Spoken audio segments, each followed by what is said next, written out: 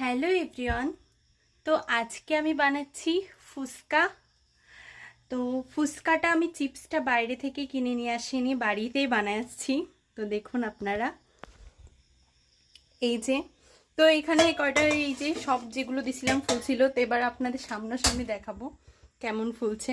তো এবার দেখে নিন।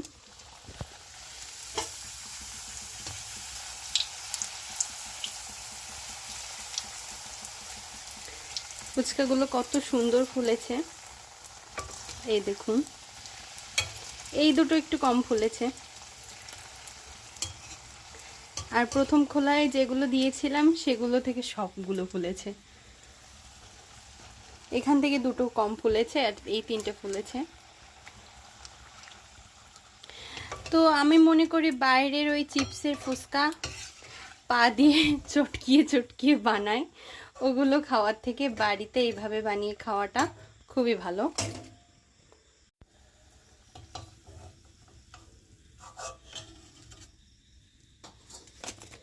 দেখুন আমার ফুচকাগুলো কত সুন্দর হয়েছে।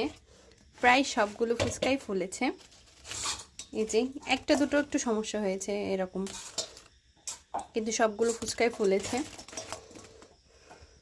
আর এখানে আমি আগে থেকে আলু মেখে রেখেছিলাম, এবার টক। তো আমি প্রায় 27টা মতো ফুচকা খেয়েছিলাম গুনে গুনে। অনেক ভালো লেগেছিল খেতে, আর বাড়িতে বানিয়েছি। আর এমনিতেও আমি একটু ফুচকা খেতে, চটপটি খেতে, এগুলো খেতে বেশি ভালোবাসি।